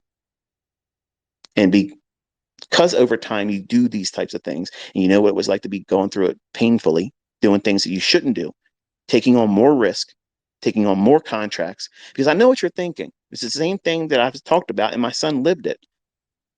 They will tell you that you can trade up to 15 contracts if you use a $150,000 account. Sure. Sure, you can do that. And you're thinking, well, it's worth the risk. It's like a lottery scratch off. It only cost whatever it was. I don't even know what they cost to get the combine started. But what happens if it works, man? It's like a big shortcut, because if I can get the funded, something magical is going to happen. I'll learn how to trade then. It sounds funny, and probably some of you are laughing at you. That's exactly what you were thinking too. As long as I got to the funded part, then I'll know what I'm going to do. I'll pick the right trades then. I'm in a hurry. I just want to get through that first stage. And these funded companies are loving that. They're making lots of money with reset fees. You can do this, but you have to change how you think. You have to lower your expectations, and that's not a bad thing. Trade with one contract. Trade with one contract. And I promise you, this is what you're going to have happen. You're going to use one contract. You're still going to trade impulsively. You're still going to get in there because you want to have something good happen. And then you're going to go into drawdown. And that one contract, you'll have 3 handles, becomes 7 handles, drawdown. Stop. You can afford to trade more because the max loss day, whatever it may be, you're not there yet. Still, stop. Can you stop? 99% of you won't. That's a problem. That is a problem. Because if you can't control yourself and say, you know what? I can stop right now and I'll come back tomorrow. Even if this does move where I thought I was going to go today, or if it moves even way beyond that, it doesn't matter because you weren't in that trade, so you can't regret it. You weren't in that trade, so you can't regret it. You have to start somewhere, forging discipline, being self-responsible, and that way you know that you can control yourself in the future and you can trust yourself, because what you're doing, and you don't realize it, you're pushing the button in these instances with a demo account or in a combine because you know that you wouldn't be losing that money. If it's wrong, that money is not coming out of your bank account. It's not coming out of your live equity. So it gives you this false sense of security. And it's also, it feels like you have all upside, no downside, but you still have to pay for a reset. And you're paying in time. You're wasting time instead of just doing it the right way.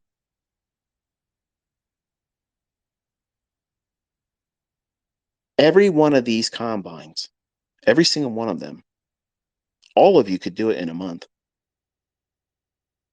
All of you could do it in a month. But all of you want to do it in the minimum time. All of you want to do it in some guy's challenge on YouTube. Do it in this amount of time. How about make $5 million after taxes?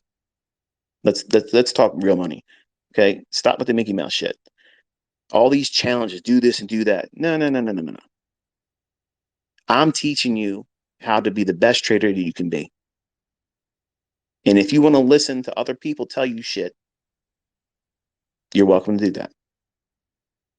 But that combine, whatever company you're using, every single one of them are Mickey Mouse level easy.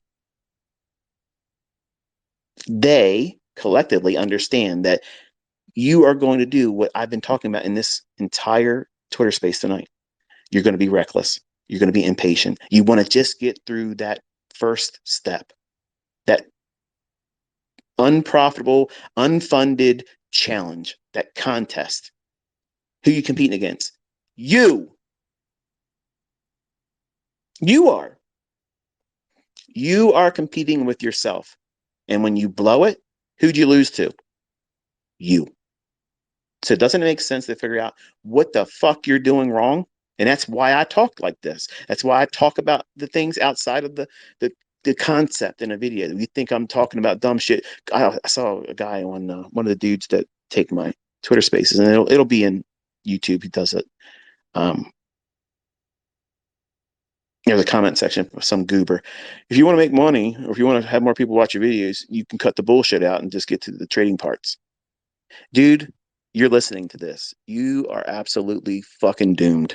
You're never going to make any money. The fact that you don't want to listen to someone that has gone through it, figured out how to fix it, and has taught other people how to do it, and they're making fortunes because they have adjusted and did these things in their own trading. There is no shortcut. There's no way around these things. Whether you are met with it right now or in the future, every single one of you will come across this bridge in the road, and either you stop trading because these things are going to be in front of you, these problems that every trader has, or you learn how to deal with it on an individual basis. Like, you are going to wrestle with things that the next person isn't, but it's all the same things: uncertainty, performance anxiety, rushing, not being organized. And the top of the list, unrealistic expectations. My son went into it thinking, I'm ICT's son. It's going to be easy like a video game. I'm going to be able to tell my dad, this is what I did. Bada bing, bada boom, it's done. Yeah, bada bing, bada boom, you got your ass done. It's over. Now you got to fix it. But now you have it harder because you have to fix all of that negative thinking. You got to cope with that now, which makes everything exponentially harder, but not impossible, but much, much harder. And when I talk to you this way, and most of this stuff is designed for my kids, I'm telling them how to avoid all these things. And two of my boys now have tasted this shit. Cody thought he was going to whip crypto's ass, and it whipped his ass. I told him to stay away from it, didn't listen. Okay. He's not trying to trade. He's sour by it. Doesn't want to talk about it. Doesn't care. Okay, I get it. He wants to be the owner of his stepfather's business, and he thinks he's going to be passed on to him. I don't think that's going to happen. But he's an adult. Let him do what he wants to do. Cameron tried to do it the video game approach. All wrong. Caleb, slow and steady. Not trying to be big, not trying to worry about getting out of his job real quick. Just real slow and steady. Real slow and steady. And he'll get there. I'm confident. I'm confident he will have all the traits that I want all of my kids and all of you as my students to have. He's not in a hurry to go in and tell his boss, I don't need to be here anymore. And because of that, he has the right mindset, and it'll carry him. He has no girlfriend, no social life. It's work, study, markets. That might not be for you. Okay. I already said I'm not for everyone. The markets are not for everyone. But there is no sugar-coated, cookie-cutter approach that you're going to be able to walk out there, start making money, have no problems, no issues mentally, no baggage, no drawdown that causes you to think recklessly. There's nobody teaching this stuff. They're all trying to entice you to buy courses, buy memberships, buy products, follow me, copy me trading. You have to deal with the realities of you're going to do it wrong. What are you going to do when you do it wrong? How are you going to cope with it? How are you going to get past it? I've been there. I've been there lots of times. And I thought I had it figured out way faster than I really needed to invest more time. But I had to discover this stuff going through it, patching myself up, stopping the bleeding, and working extra jobs when I didn't have a whole lot of free time as it was, just to get a little bit of money to start doing it all over again and making the same mistakes, thinking that I was going to get a different result. And many of you are doing that. Even with my concepts, you're trying to force something that's not in the chart. You're trying to see a breaker. You're trying to see a fair value gap, a silver bullet, because you want it to be there. You're impatient. You're not waiting for it to form. You want it to be there. So you're going to look for it. And damn it, you're going to see it. They're like ink blots. They're Rorschachs. They're projecting what you want to see. And you're fooling yourself instead of understanding how to read price for real. And you can't do that quickly. I've never said that you could do it quickly. But once you understand how to read price and you understand how to determine where the draw on liquidity is, 90 fucking days, you apply that silver bullet, you don't need a job. That is not 90 days you can quit your job. There's people out there taking my comments and making YouTube channel videos saying I'm going out there and telling everybody to quit their job in 90 days. No, you have to at least know what price is doing apart from the silver bullet. Silver bullet's just a multiplier. It's a model that lets you go in and act on what you should already understand about the marketplace. You're not doing that in 90 fucking days. Okay. You're not. You will not. Okay. So that way we're understanding ourselves. But if you spent a year back testing and tape reading and you get a really good feel for what markets are doing and how they work from one liquidity to the next, look at the video I put up, One Setup for Life. I literally tell you how to go in there and use the previous session's liquidity. And for the folks that are asking me, can you teach the London session? Just look at the previous day's afternoon PM session. I don't know why you're making it hard.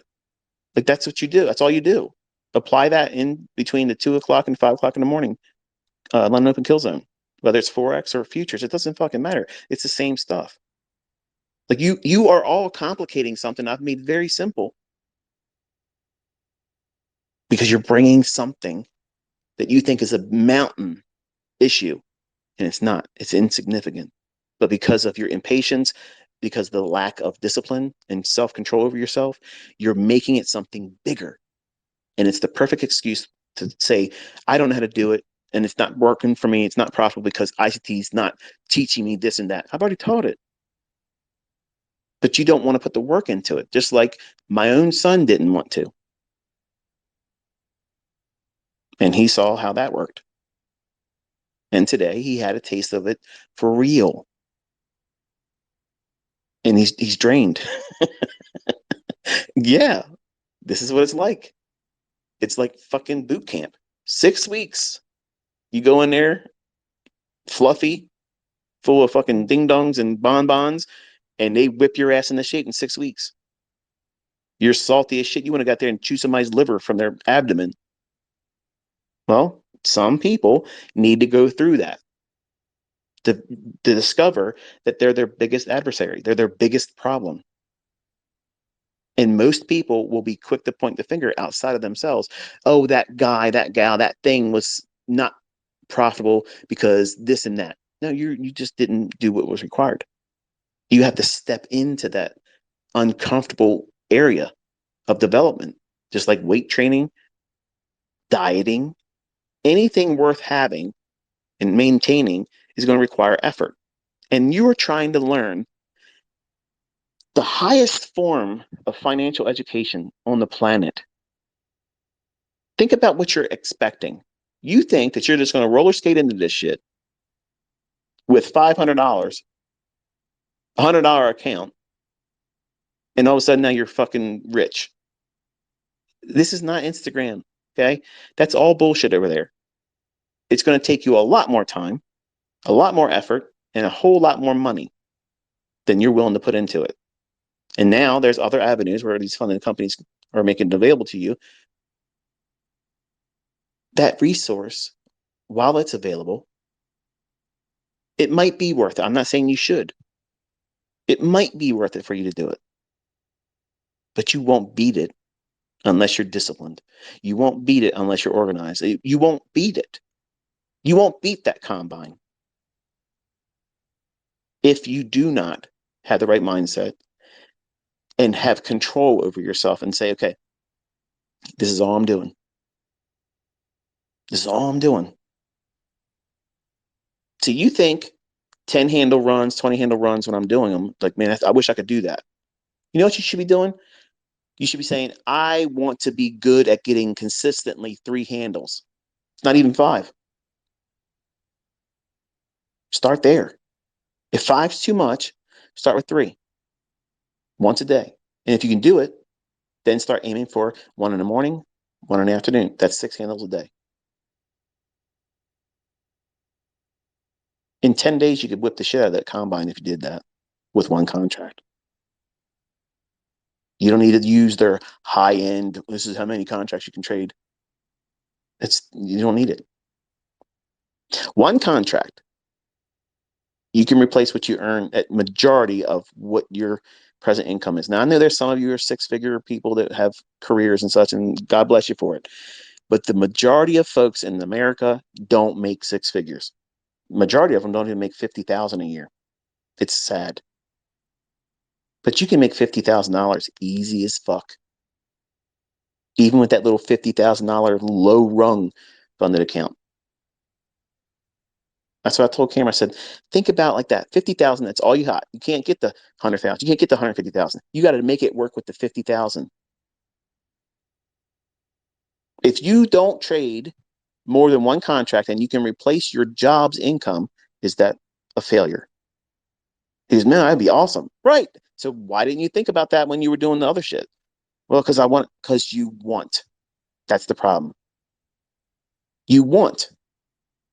Wanting is the problem. You need to slow the fuck down. You have to slow down. All of that and more is available to the people that understand themselves, the markets, and the timing aspect. All of you know in the United States at least, what took place yesterday in our country. 4th of July. It's a holiday. So the protocol is expectations low. Now, we moved a lot in the morning, uncharacteristically. That's fine. But what did we have in the afternoon? FOMC minutes. Now, typically, that's not a big mover, but it causes a little flurry of action. So, was today a easy day? Not if you're brand new. No, it's not. So if you felt overwhelmed, it's normal. It's absolutely normal. And you shouldn't be beating yourself up. If you lost money trying to do something today, learn from it, but don't beat yourself up. But it's easy to try to tell yourself, why bother? I'm going to fail. I'm never going to be able to do this. I lost money, blah, blah, blah. There was a guy I was talking to last week. I think it was last week or over the weekend. He was saying, thanks for everything, ICT, but I lost too much money. I got to stop. Right away, I knew that the guy was trading before he should have. And I didn't want to, in Twitter, beat him up, but you know who you are. You rushed into that because you are probably overwhelmed in debt. You're probably overwhelmed with the pressures of the world and your personal life, and you need to make a change. Everybody has room to make change. But in this industry, you can't speed it up. Just because you need it, just because you want it, isn't going to make it manifest itself. Okay. I am not a believer of manifest it and it's going to appear. No, because if that happened, it would have happened for me because I was doing all that stuff in the beginning and it never worked. And working very, very hard doing the wrong shit isn't going to make it happen either. You have to know what you're doing and you have to know yourself intimately. That means all the ugly parts, the things that you never want to share with anybody else.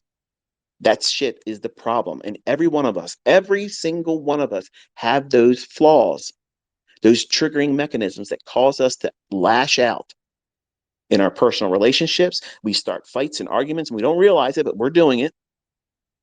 We're causing drama at work, online. If you go to bars or whatever, something happens in your brain before you got in that fist fight, either got your ass kicked or beat the other guy up. Now you're in jail. You're driving down the road, somebody does something, you get out and you kick and stomp their car in. Now you're getting fucking sued. All of us have frailties, character flaws.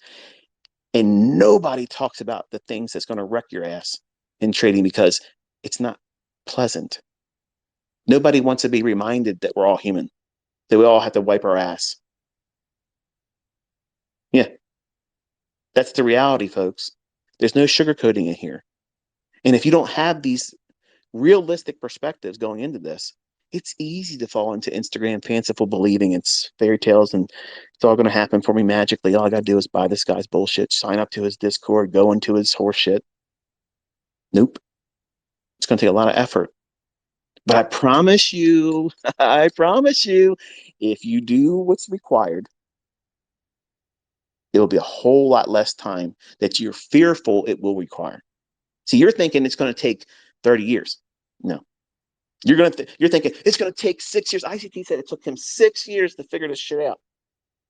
No, I had to figure myself out in those 6 years. I figured out everything I needed to know about the trading part in a little less than 3.5 years.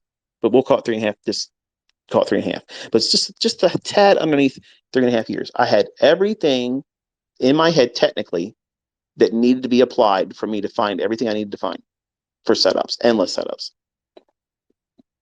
But I wasn't satisfied. I wanted to supercharge it even more, and I was pursuing perfection, and I created a lot more performance anxiety issues in myself, but trying to improve upon what you now know and what I'm sharing here.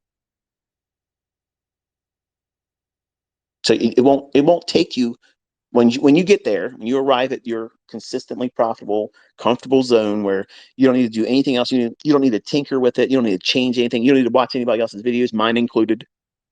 You ain't got to watch anybody else's courses, books, none of that shit. You know exactly what you're doing tomorrow, the next day, 5 years from now, it's going to be the same show, boring. You go in, you make your money, you stop, you go live your life. That's what real traders do. That's what real traders do. They are not in here all day long, chained to these fucking computers. They're not doing that.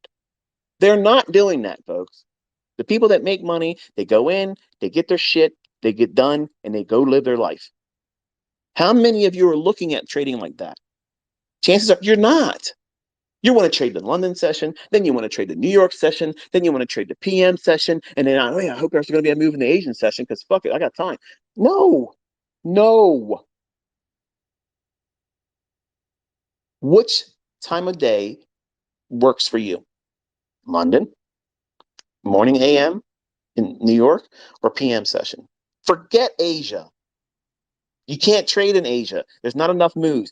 Can it? Does it sometimes? Yes. But not, in my opinion, not to find consistency and find yourself out of your job. No. No. The volatility is too low right now. When the markets were really wild and we had these really 300 pip handle, not handle, but 300 pip ranges every day. This was years ago. Asia used to be really nice, but it's consolidated and it's a whole lot more quiet in that period of time. Even in the yen pairs, Aussie pairs, New Zealand dollar, they're usually the markets that are prone to be more active then, and they're just simply not enticing enough to do it. So what happens? What do you got to do, ICT?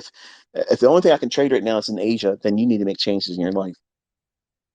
If you want this bad enough, you'll make the changes. And the efforts that you do in your back testing will give you the courage to make those changes.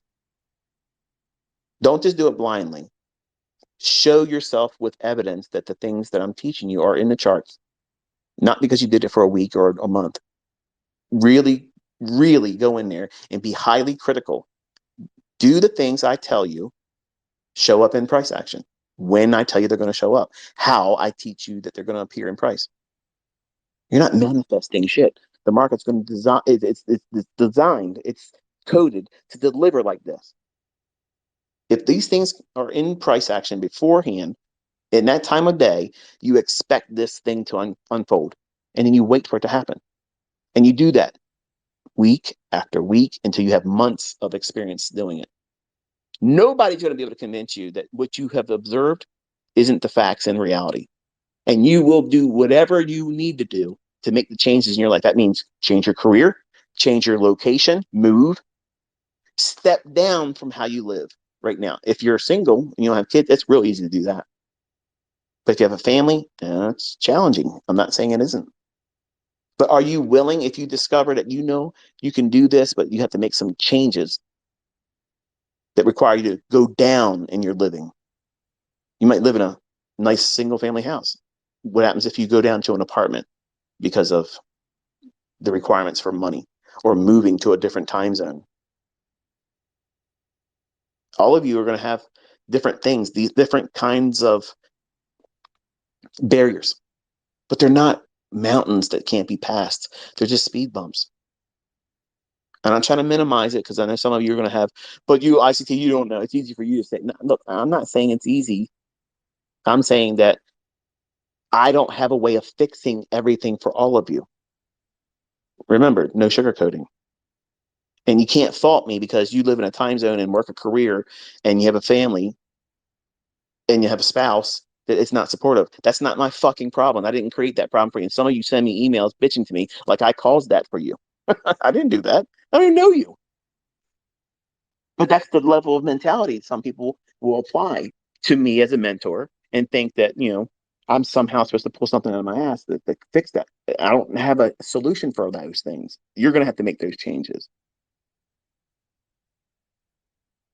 So there's a lot of difficulty when you step into this industry, and it's intimidating.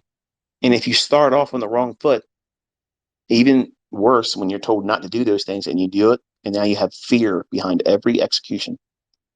You have concern about whether you're never going to be profitable or not. It's easy to talk yourself out of it. It's real easy to talk yourself out of this.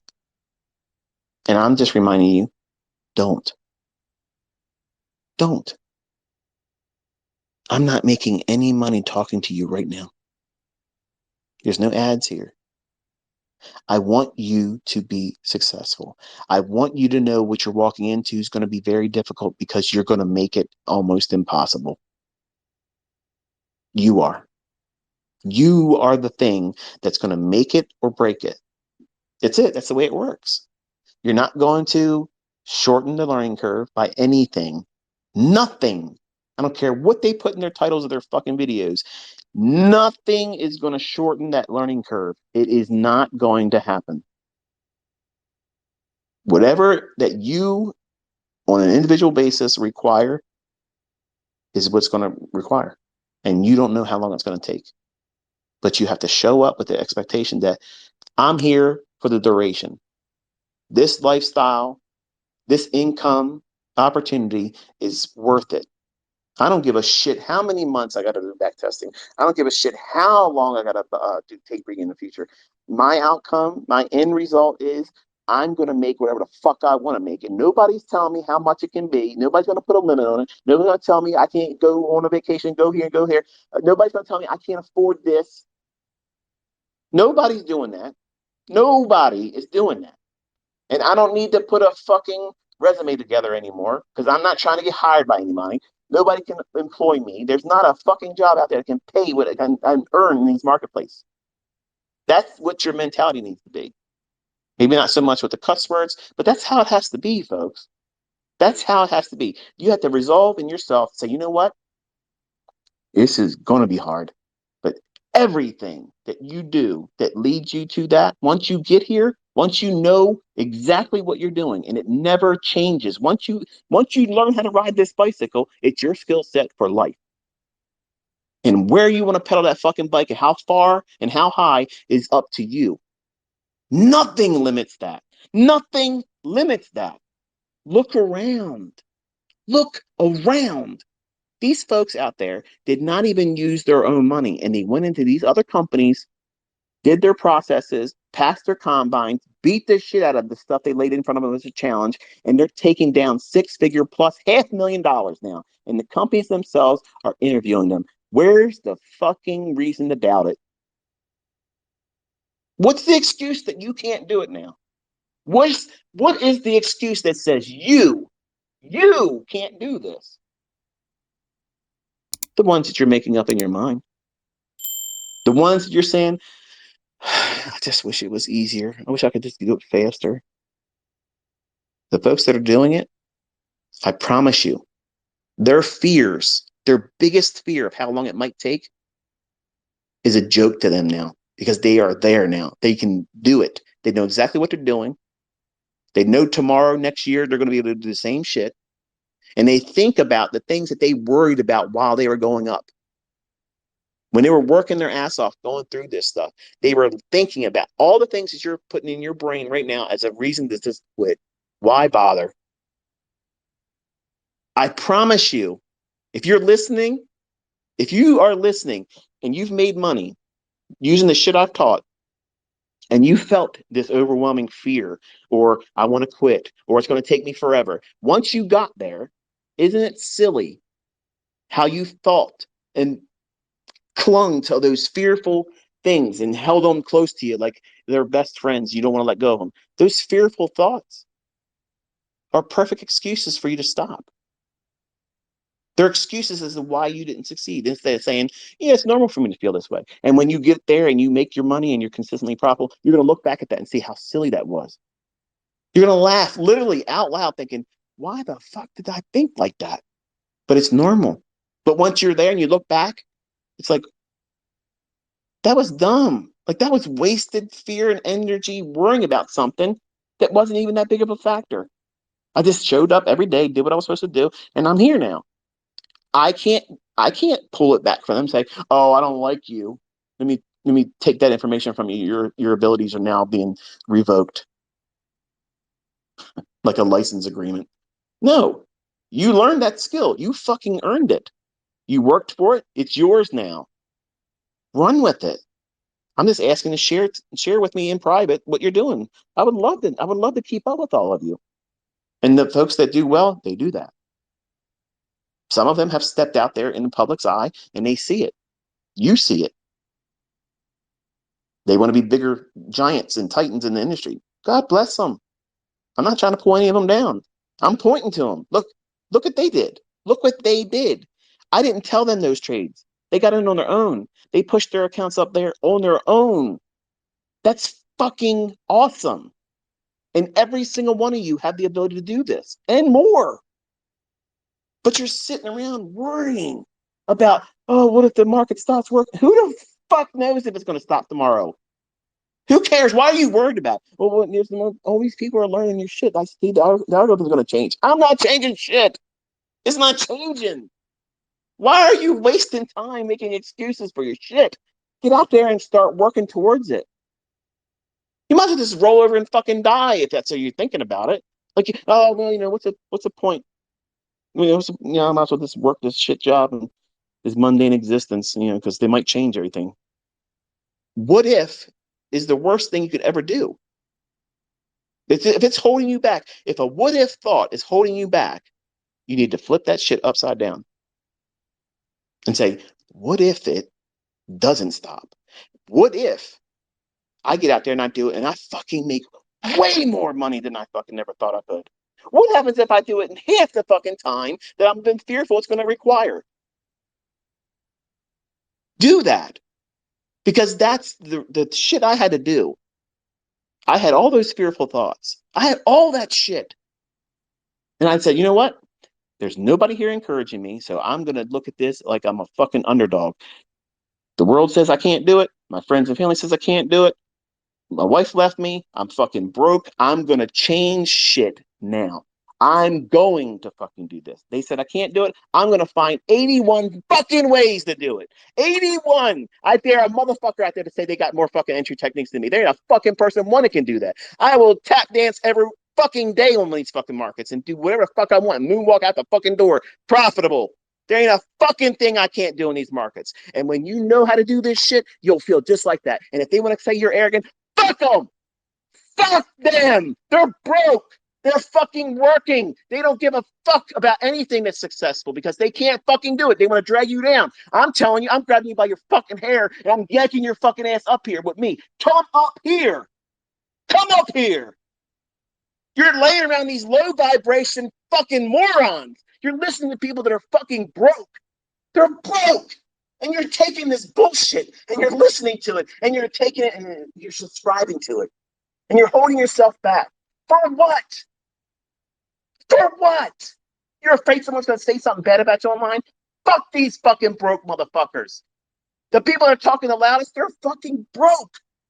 They can't come here and cancel shit. Look at this fucking army we are. Look how many motherfuckers are coming up. This crop ain't done growing. We're climbing. Okay. Everything that you're seeing around here, this community, even when I'm fucking slowing the fuck down, it's still gonna grow. Everybody's gonna be doing this shit in the future, and they're gonna say, you know what? This shit is the real fucking thing. This is the real shit. I wish I never would have done this. I wish I would have started sooner. Every person that's made fucking $500,000, $100,000, wherever the fuck it is, they've always said the same thing. I wish I wouldn't have listened to the bullshit that people say about ICT and his fucking concepts. I wish I would have started fucking sooner. I wish I would have blocked out all the bullshit because this is it. This is exactly what I was looking for, and I wish I would have started sooner. Everybody fucking says that. Everybody says that. Nobody that put their efforts into this then fucking started making money said, I regretted doing this. Fuck this. I don't like all this fucking money. I don't like this fucking success. I don't like this fucking continuity. I hate being this fucking calm going in the marketplace. I can't stand not fucking being able to be a consistent loser. I want to fucking just stay in bed because it's just the same thing every day. I go out and I know what I'm looking for and it happens. Does that happen here? No. Everybody's calm, cool. I'm the only one that gets fucking nuts.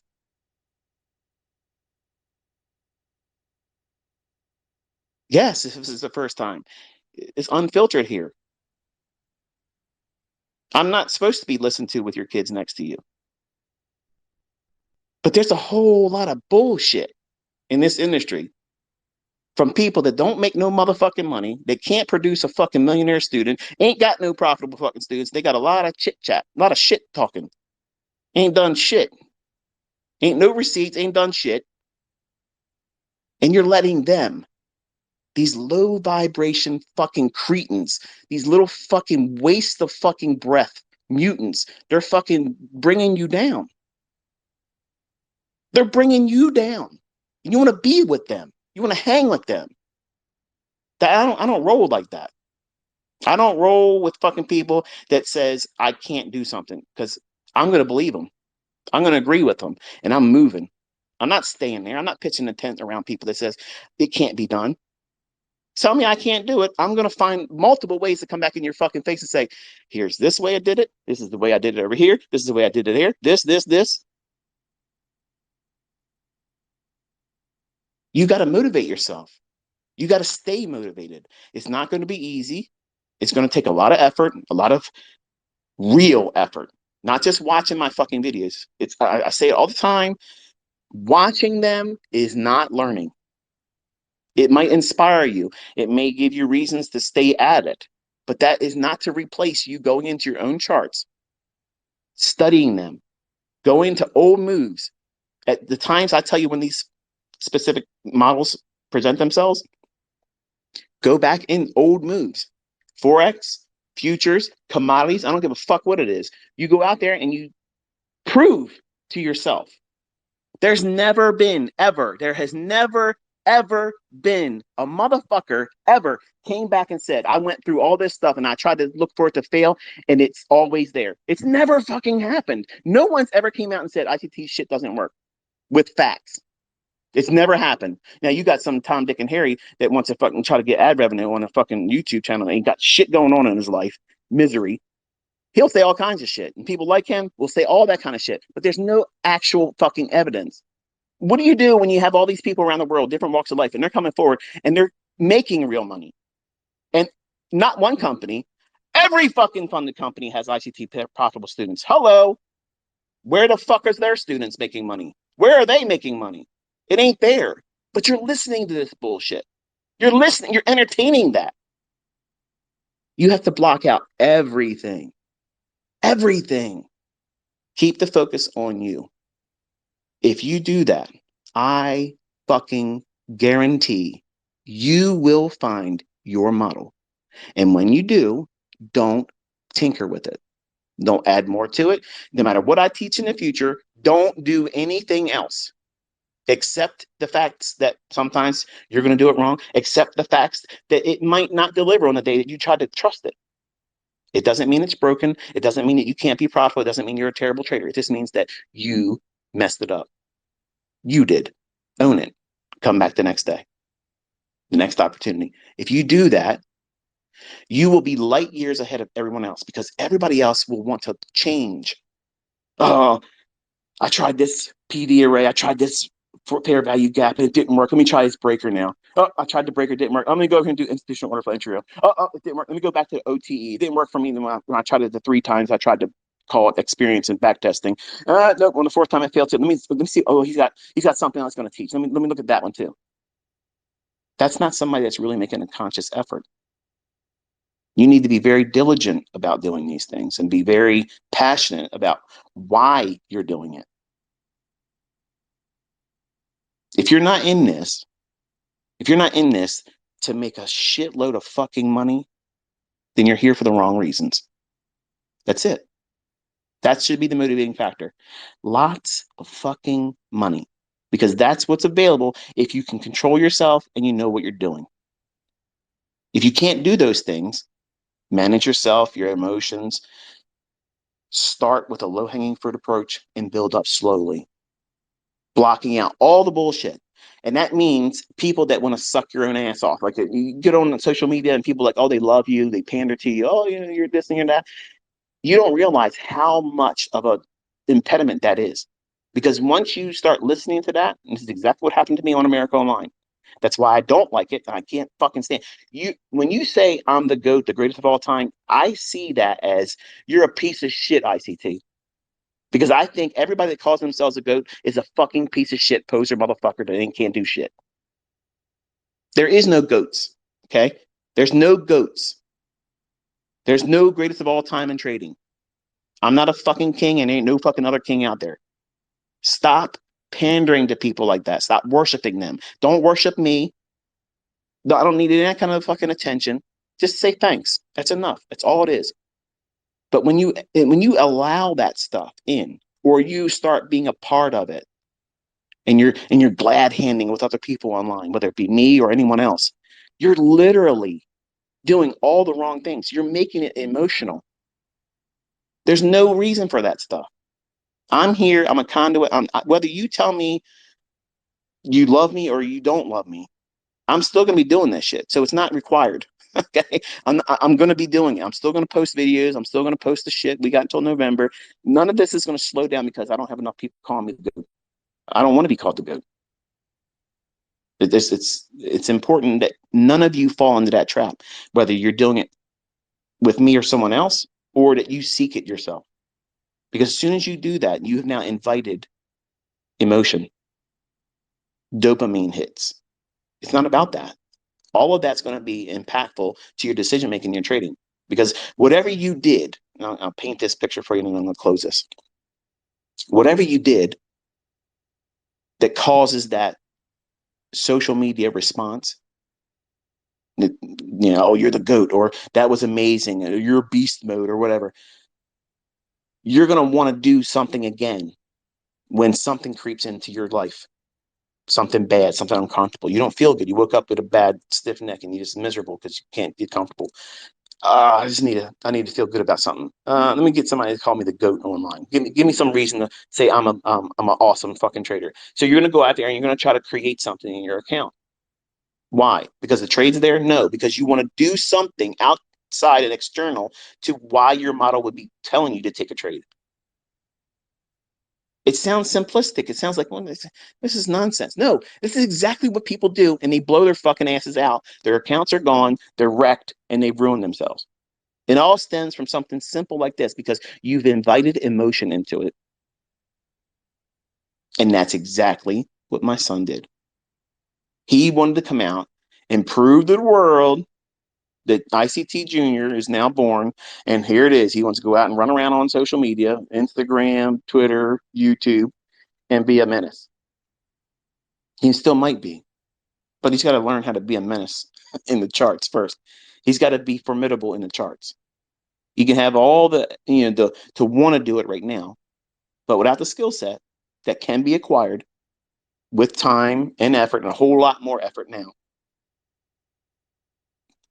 it won't happen otherwise. Just because I'm daddy, ICT, just because he's my son, does not give him that built-in advantage. There's no built-in advantage. There's no advantage at all. And with me sitting him next to me, with all the things that's going on in his mind, I have to now arm wrestle him and make him conform in the things that he doesn't see as the right way now. Just like some of you probably already turned this Twitter space off because you think it doesn't apply to you. I guarantee you haven't made money if you did. The folks that turn this off are the ones that think that they can go out there and watch a 5-minute trainer video, watch some kind of horse shit, go in and watch my video, and they should be able to walk out and be profitable and pass a funded account challenge the first time and start making $20,000 a month in payouts. That's the people that turn off these parts of the video, or they don't listen to these discussions because they have their own head up their own ass. They can't see where they're at. They don't know the lay of the land. They've never been there before, and they believe the bullshit that's online. So, yes, it's difficult. Yes, it's intimidating in the beginning, but you have to have this approach that you're not going to stop. Nothing is going to deter you. Nothing's going to talk you out of it, you or someone else. And you have to guard your mind. Every single one of my profitable students will tell you the same thing. They have to at least cancel the influence of other people that says they can't do it, whether it's their friends or family, the coworkers, or people online that know them, or they completely cut it all off. That's not a cult. That's someone that's secluding themselves for intimate study. If you ever went to college and you were studying for your final exams, did you go and just study in a public space where there's a lot of noise and people can talk to you and do that at work? No, it would be unprofitable. It meant something to you. You had to put a lot of effort into that. Well, this is much worse than that because it's you. You are in the way. What you think you should be able to do, what you're afraid of, what's going to happen to you, what happens if this happens, what happens. You're worried about things that aren't there yet.